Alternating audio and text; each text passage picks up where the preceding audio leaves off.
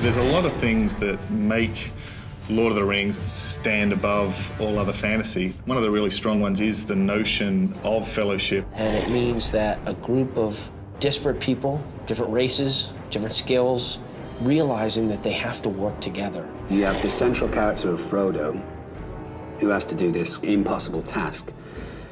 And he surrounds himself with facets of his personality that he doesn't quite have that make him more of a accomplished kind of person. The Fellowship is sort of the central piece of the movie. And without that, there's nothing. There's no movie, there's no quest.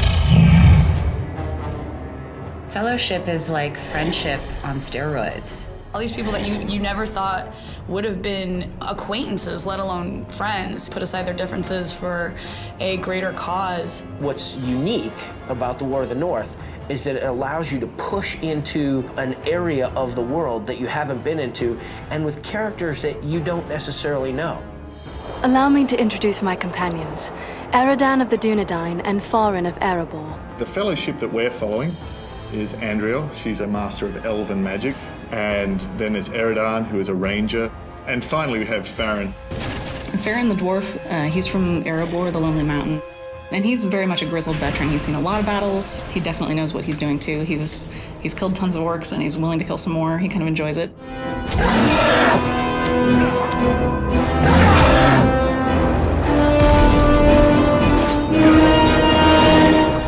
I'm like the guy that just wants to carry a big hammer and hit things with it. So, of course, I would play the dwarf. So you're telling me Brian Posehn, he picked the dwarf when he was in here? He looks like a giant dwarf. That makes sense to me. I was drawn to the female elf lore master first, mainly because she's the chick. And I feel like you don't always get the option to play as a girl. She's basically a secret agent, and she is a great fighter. She's, a few centuries old, so she definitely knows her way around. You have, your Dunedain ranger like Aragorn, so that's cool. He's been sent on a mission from Aragorn to accompany the other members of the Fellowship. He's able to see footprints, because obviously he's a ranger, and if you follow those footprints, it will lead you to something, whether that be treasure or, a bad guy or a secret door. I feel like the Human Ranger has a really diverse set of skills and access to a diverse range of weapons.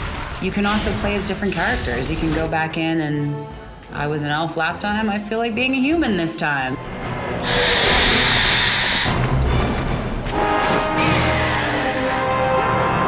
Initially, they're sent on a mission by Aragorn, but as they head north, they start to piece together more elements of the story and discover a much greater threat. Agandau is a lieutenant of Sauron, and he's been entrusted as Sauron's right hand in the north. So his mission is to gather armies in the north and unite them in an army and bring them down to crush Minas Tirith from the north. Agandau, return at once and prepare your forces. We will have need of them soon. I think if you don't play this game multiplayer, you're kind of missing out on what makes Lord of the Rings Lord of the Rings. It's about going on a quest with other people.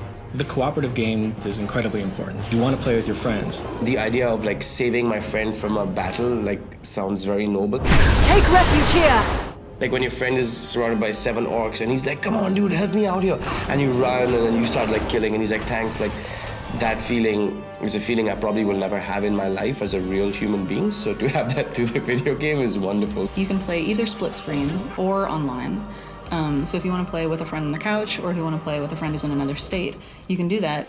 And you can mix and match those, so you could have 2 of you on the couch and someone else playing online. You have this feeling of your platoon, your group, your fellowship.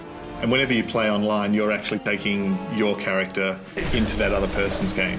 And the experience and the loot that you gain in that other person's game, you keep that and you retain that and you bring that back to your own game as well. It's just really trying to create something that is immersive, that people want to play again and again. Lord of the Rings War of the North is a game that if you're into Lord of the Rings, this game is going to take up several months of your life, and having your wife go, are you playing that again? And you going, no, I'm emailing people, I'm getting work done.